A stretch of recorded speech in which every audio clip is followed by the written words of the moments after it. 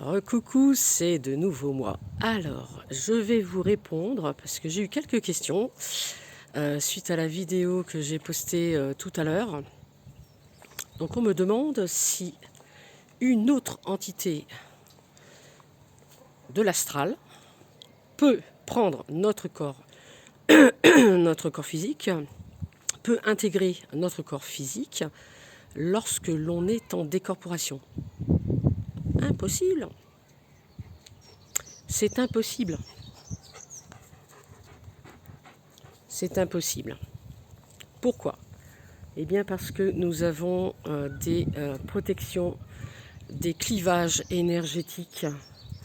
Et à ce niveau-là, aucune entité ne peut rentrer. Nous avons notre propre taux vibratoire, notre propre fréquence énergétique.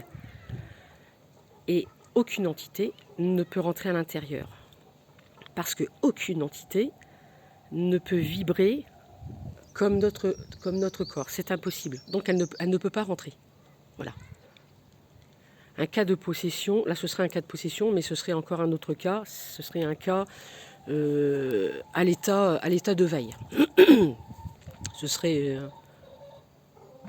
un autre sujet différent. Voilà. Alors, sinon, l'autre question, c'était pouvons-nous visiter d'autres plans dimensionnels, d'autres êtres sur d'autres dimensions? Oui, oui, oui, je vous referai une vidéo, je vous en parlerai. J'ai visité d'autres plans, où j'ai vu d'autres entités, je vous en parlerai. Parce que là, c'est un petit peu plus long.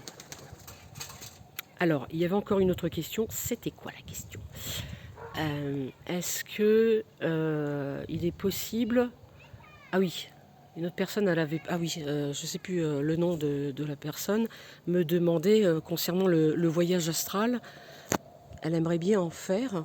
Hein, donc vous allez vous reconnaître. Vous aimeriez bien, comme bon nombre de personnes, sortir dans l'astral, mais vous avez peur de ce que vous allez rencontrer de l'autre côté.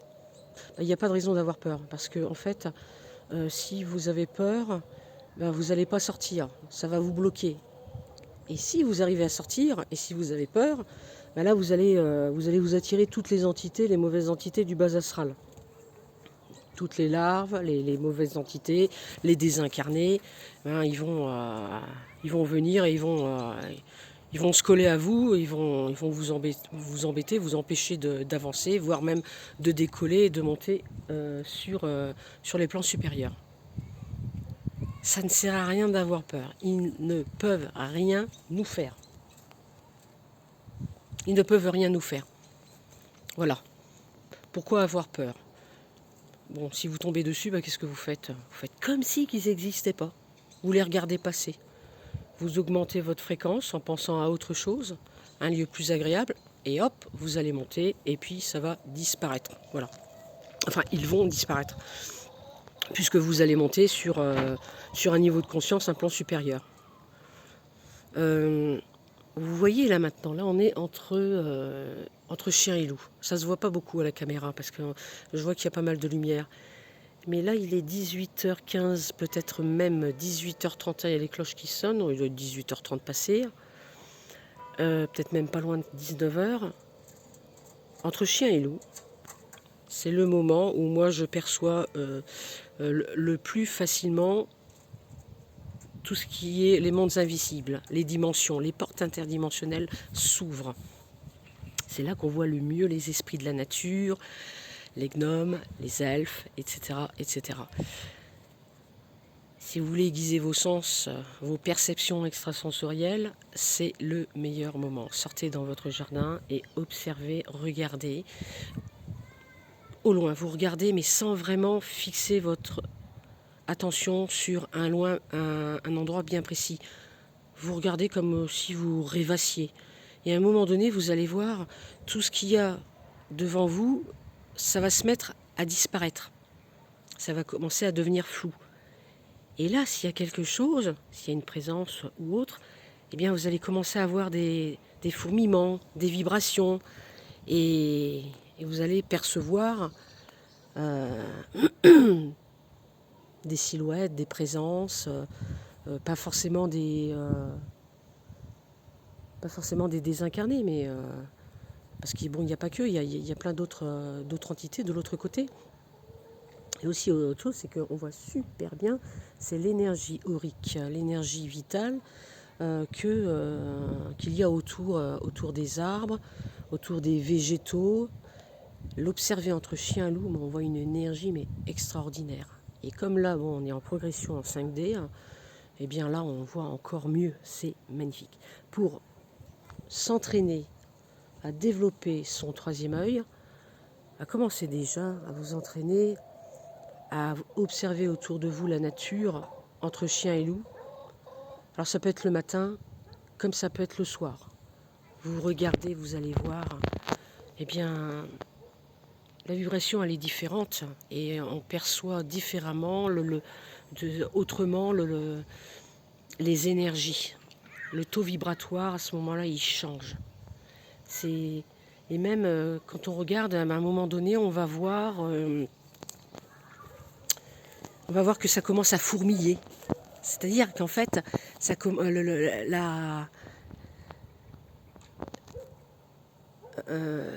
dans l'air, ça fait plein de petits points énergétiques, plein de petits points des fourmillements, ça part dans tous les sens. Et bien ça, c'est l'énergie vitale, c'est l'orgone, en sanskrit, l'énergie vitale qu'il y a dans l'air. Et on le voit et on le perçoit très très bien entre chien et loup. Voilà. Alors là, on est dans un coin, bon là on est dans ma cour, hein, on est chez moi. Donc là la vibration elle est très très particulière, elle est très très douce à cette heure-ci. Et quand je regarde autour de moi, c'est vrai que en regardant la caméra, on ne voit pas cette lumière qui baisse, hein, qui diminue. Mais on le voit bien quand on y est vraiment. Vous voyez les sapins derrière moi là, tout le long là. Je ne vais pas y arriver. Oui, voilà, tout le long. Non, c'est dans l'autre sens. Enfin bon, bref, juste derrière. Quand on regarde les sapins, même les arbres et tout, même les murs, quand on regarde autour, au niveau des murs, on voit l'aura, on voit l'âme de la maison. Les sapins, c'est pareil, on voit une énergie. Ça va monter, mais à peu près jusque-là, voire jusque-là, au-dessus des sapins. Ces tuyas-là rayonnent jusque-là. Tout ça, ça rayonne. Et c'est bleu-gris. La maison, quand je regarde le toit de ma maison, par exemple, là, c'est pareil. Ça va rayonner, attends, je vais essayer de montrer à peu près. Ça rayonne jusque-là, à peu près. Oui, voilà. Ça rayonne jusque-là. Et l'énergie, elle est... c'est spécial, hein, mais c'est plutôt un orange, en fait. Maintenant, il faut voir. Puis ça démarre du bleu, bleu intense, et ça va jusqu'au orange, selon les maisons. Chaque maison a son âme, son taux vibratoire, sa vibration, son empreinte énergétique. Oh! Tu cries pas comme ça, s'il te plaît. J'arrive. On ne peut pas rester 5 minutes tranquillos. Oh les gosses, c'est pas possible. Non, je me prends pas en photo. Bon voilà. Bon, allez, je vous souhaite une bonne soirée. Et puis je voulais faire une petite vidéo un petit peu sur le taux vibratoire et sur les questions que vous m'aviez posées. J'en ferai une autre sur les multidimensions et ce que j'ai pu voir de l'autre côté. Une bonne soirée à vous et à bientôt.